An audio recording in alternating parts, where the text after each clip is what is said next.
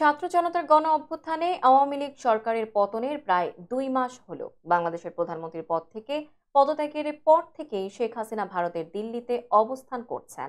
তবে তিনি দিল্লির ঠিক কোথায় আছেন সেটি স্পষ্ট নয়।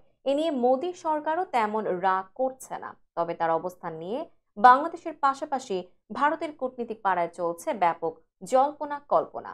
এমন পরিস্থিতিতে শেখ হাসিনার অবস্থান নিয়ে একটি প্রতিবেদন প্রকাশ করেছে ব্রিটিশ সংবাদ মাধ্যম ফিনান্সিয়াল টাইমস। সংবাদ মাধ্যমটি বলছে, গত 5 আগস্ট ছাত্র জনতা শেখ হাসিনার সরকারি বাসভবন অভিমুখে লং মার্চ শুরু করলে তিনি পদত্যাগ করেন এবং সামরিক বিমানে করে ভারতে পালিয়ে যান। এরপর থেকে তিনি ভারতেই অবস্থান করছেন। হাসিনাকে নিয়ে এখন পর্যন্ত এটিই নিশ্চিত করেছে মোদী সরকার।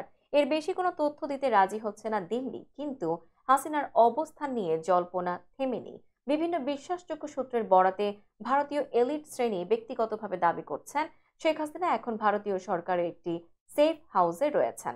তার মেয়ে সাইমা ওয়াজেদও তার সঙ্গে রয়েছেন। শুধু তাই নয়, হাসিনাকে সদল বলে দিল্লির অন্যতম অভিজাত পার্ক লোদি গার্ডেনে ঘুরে বেড়াতে দেখা গেছে।